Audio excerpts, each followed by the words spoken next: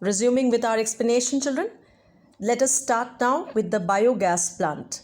A biogas plant is usually built in rural areas. Here I have the diagram of a family-sized biogas plant.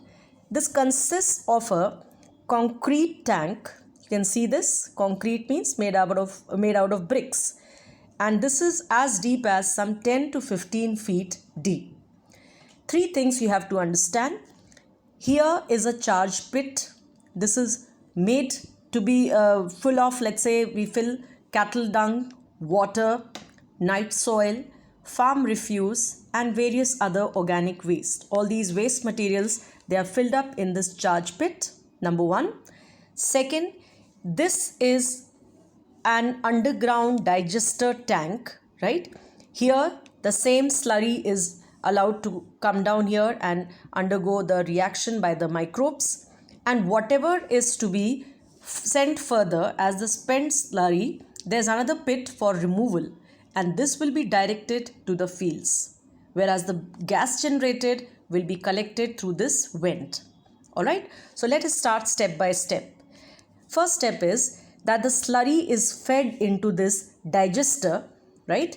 And here there's a pit for removal of the sludge, as I already explained. This reaction that is done is three-staged, and this was first developed by IARI, that's an institution in New Delhi we call Indian Agricultural Research Institute. They developed this method of production of biogas plant, children. And as I said, there are three methods of working. We are coming to the working. First, understand the slurry is fed here. There is a partition, as you can see, there's a wall, there's an inlet pipe for the slurry to be fed into the digester tank. A concrete digester tank is there, 10 to 15 feet deep. There's a metal floating gas holder to collect the biogas, and a valve which is supplying the same to various purposes like cooking, lighting, power or electricity generation, or running tube wells, various other purposes. Then whatever is spent, already whatever substance out of here has been spent to produce the biogas, that same amount is sent out through an outlet pipe. It's called as spent slurry, and then this is sent to the fields to be used as manure. Alright, so both are usable, the gas used for cooking etc., and the substance left will be used as manure or a natural form of organic fertilizer. So let us now talk about the reactions. You can see the arrow, children. This is the direction of the movement of this waste and the production. There are three steps or stages in biogas production, and these are truly anaerobic. The various waste, complex organic waste substances or compounds like cellulose, which is present in plant cell or plant bodies, then hemicellulose, storage polysaccharide, fat, proteins, various other substances, they are made to convert into simple soluble organic compounds called monomers. And who converts them? The facultative decomposer microbes. Facultative means partially, right? So a number of substances, organic substances, they are acted upon by the microbes, which decompose them in step 1 to make monomers, which are simple and soluble organic compounds. The same monomers in step number 2, they change to organic acids by the action of fermentative microbes. Fermentative means this time they will be producing the gas, right? And a portion of organic substance that will be changed. Coming next will be the third and the last stage. Here the group of microbes we call as methanogens or the methanogenic bacteria, they finally produce biogas, right? This is why we call these bacteria as methanogen, or they produce methane, or these are methanogenic, we can say producing. So the biogas is basically composition I told you over here. Methane is the main gas, CO2, N2, H2 and H2S. So this is the mixture of the gas, can be used in a very effective way for various purposes. Now what are the advantages of this gas? It is a storable form of energy. So it can be used whenever we require it. Number 2, this improves sanitation because it is minimizing the chance of spread of fecal pathogens. So all the bacteria etc. which are present in cow dung etc. they are stopped from being pathogenic or spreading out. Third, this is eco-friendly and pollution-free source of energy. Fourth, used for cooking, lighting, power generation, that is electricity, then for running tube wells etc. So more of this is used in villages.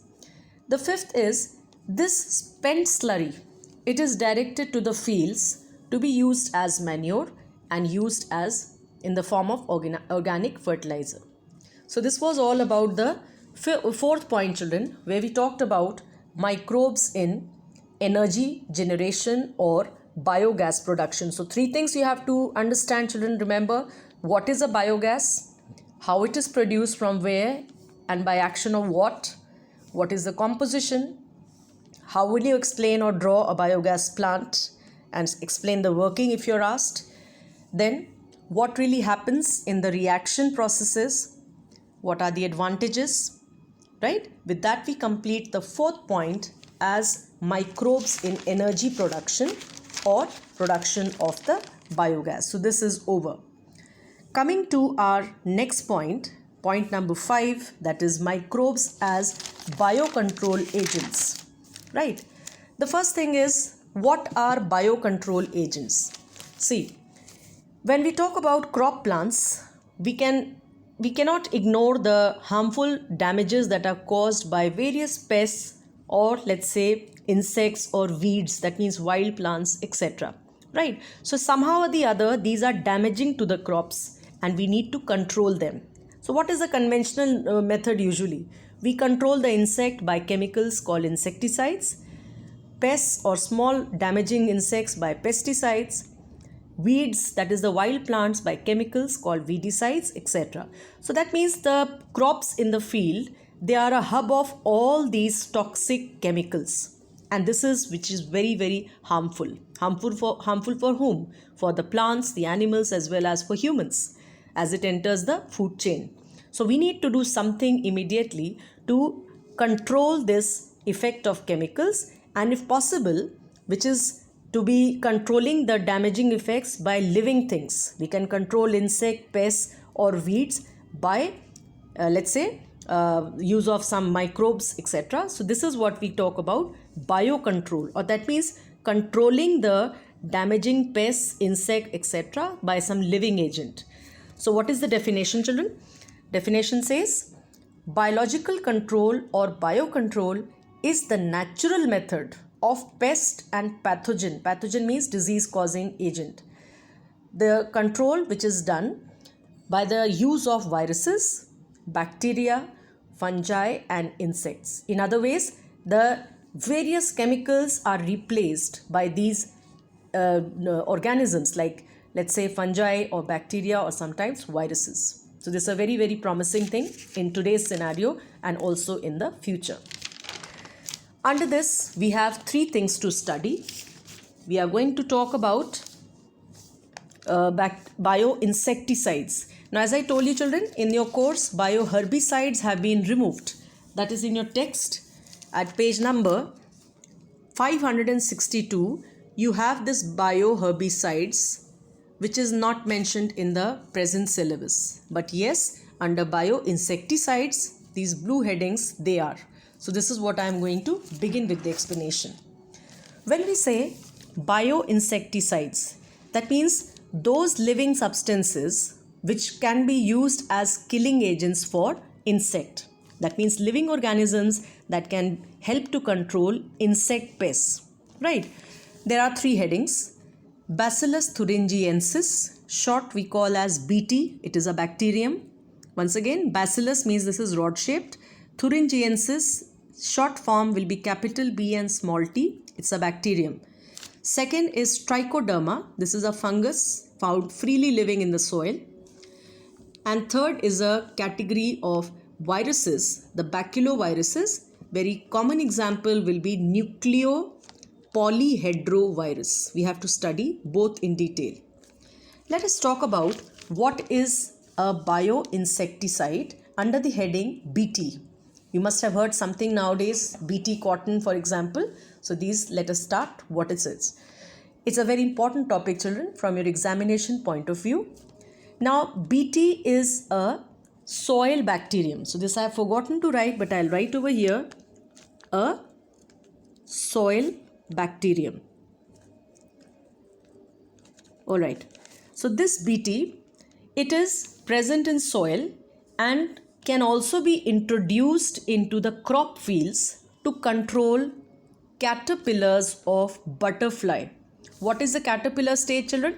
It is also called as the larva, right? If you remember, butterfly has 4 stages of life cycle: egg, larva, pupa and adult. So we are talking of the larval stage, which is controlled by this bacterium. Now this bacterium in the market, it is available as various sachets, etc. So these sachets of dried spores are purchased, they are mixed with water, and then they are sprayed on various plants like crucifers or fruit trees which are vulnerable to the attack by the caterpillars. That means the caterpillars could damage these, they are sprayed over them, right? Now how does it act? How can a bacterium kill a caterpillar? The stage is like this, working is like this. The BT spores that we used, they produce a protein we call cryprotein. It is a poison, it's a toxin.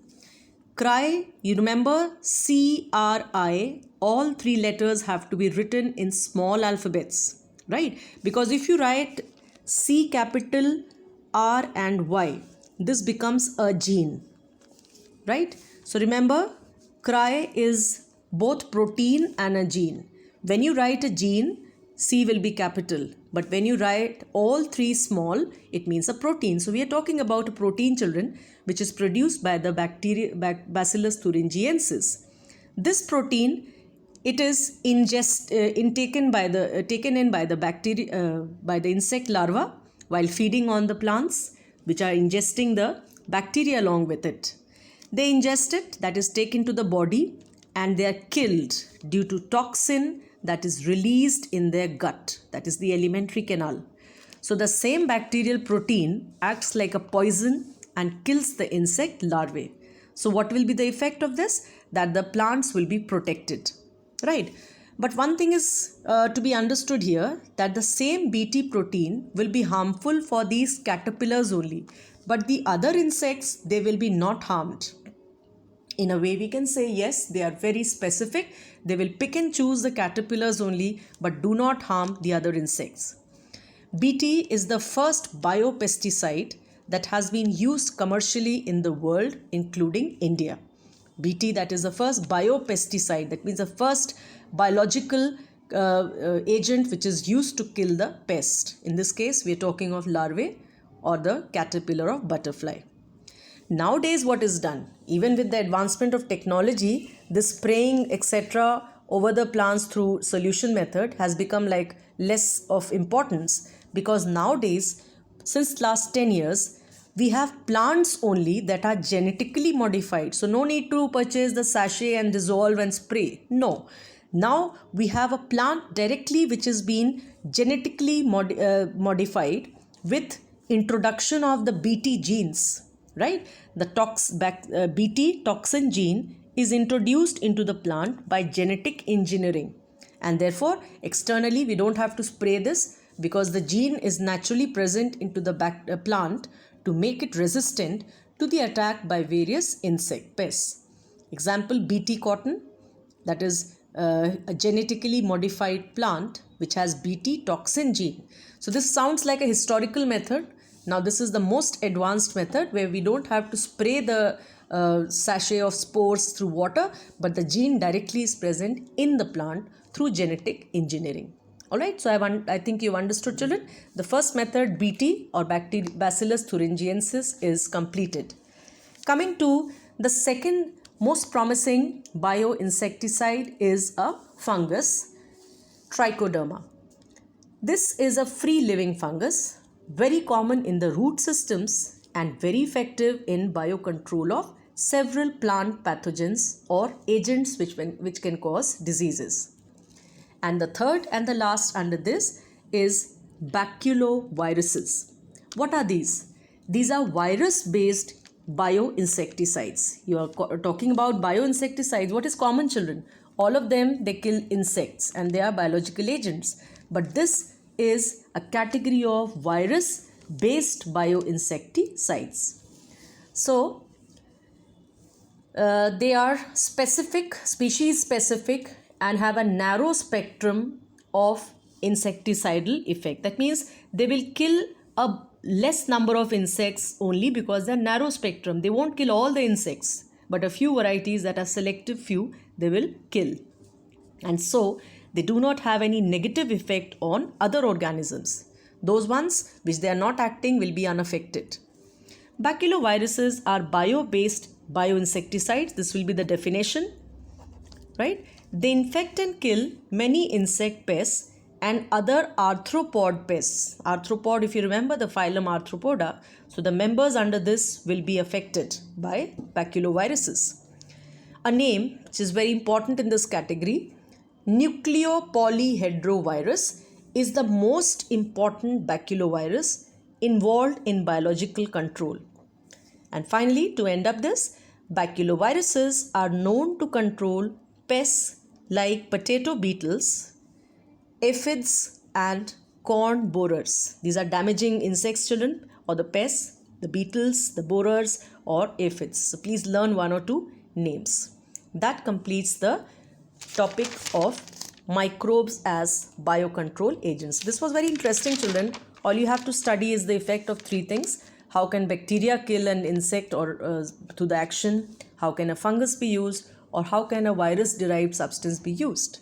Finally, to end up our today's class, children, we have a small abbreviation, what we call as IPM, Integrated Pest Management. Integration means, children, to join some many practices. Pest management is not a single working, we can say, by chemicals or by biological agents only. This is a combination of many varieties of practices.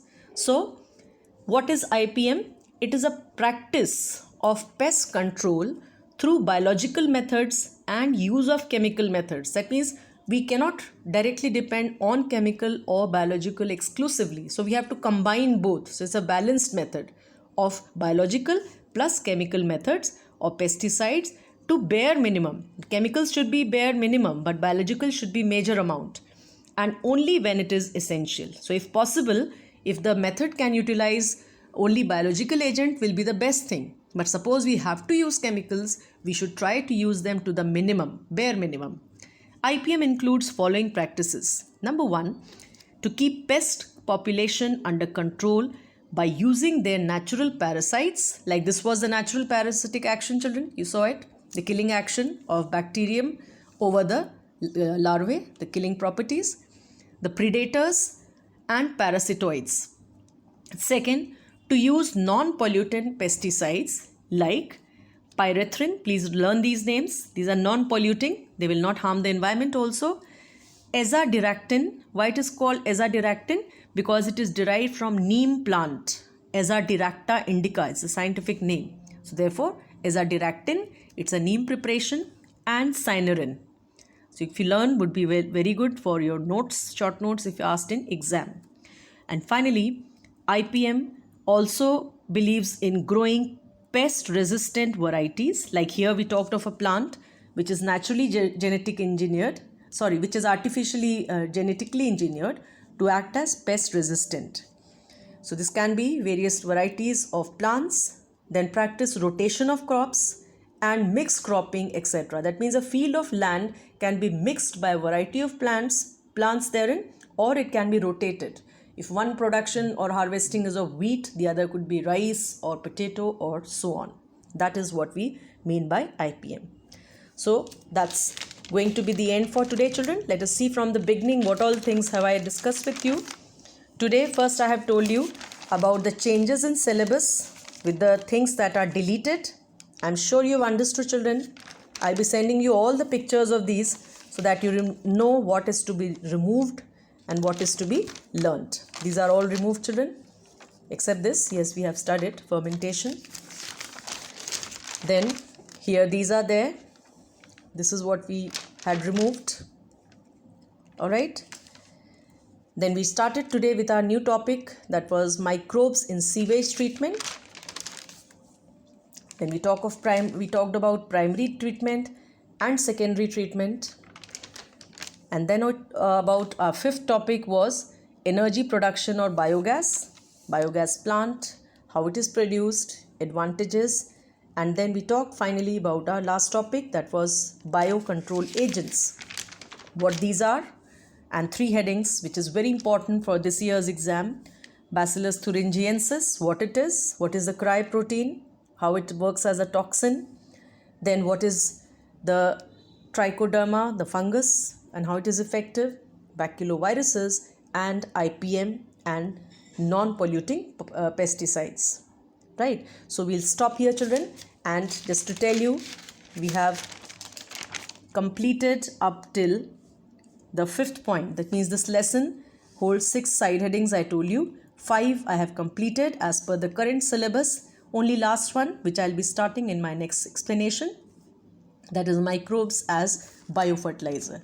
So keep writing your notes, children, regularly, and keep revising. Any doubts, please don't hesitate to ask. Drop in any number of queries. Thank you.